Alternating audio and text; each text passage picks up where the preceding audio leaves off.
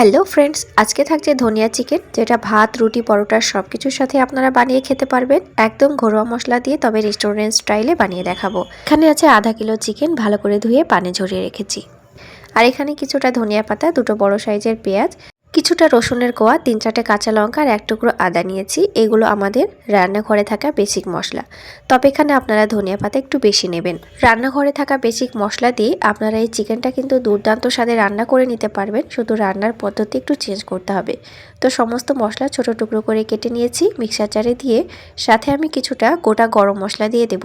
তো এখানে আছে গোলমরিচ 5-6টা মতো, একটি বড় সাইজের কাঁচা এলাচ আছে, আর আছে এখানে দারুচিনি। এবার আমি কড়াইতে 1 কাপ মতো সরিষার তেল ভালো মতো গরম করে দুটো শুকনো লঙ্কা আর সামান্য একটু গোটা গরম মশলা, সাথে একটু জিরা দিয়ে দিলাম। আর ওই যে বেটে রাখা মশলাটা ছিল সেটা দিয়ে দিলাম। এখানে আমি ধনিয়া পাতার ভাগটা বেশি দিয়েছি।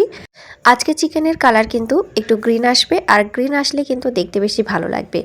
তো বন্ধুরা, ভালো করে মশলাটাকে কষিয়ে নিতে হবে যাতে এর ভিতরে কোনো কাঁচা গন্ধ না থাকে।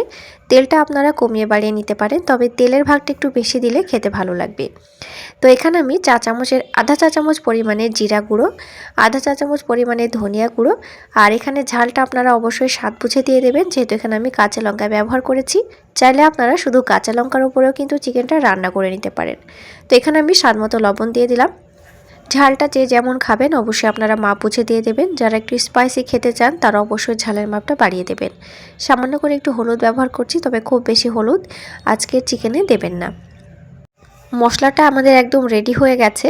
এবার শেষের দিকে দুটো বড় সাইজের লাল টমেটো দিয়ে দিলাম। টমেটোটাকে একটু কুচি করে ছোট করে দিয়ে দেবেন। চাইলে আপনারা টমেটো বাটাও এখানে ব্যবহার করতে পারেন, তবে টমেটো কুচি দিলে টেস্ট ভালো আসবে। গ্যাসের আঁচটা একদম মাঝারি থেকে লো আঁচে রেখে কিন্তু আপনারা রান্নাটা করবেন।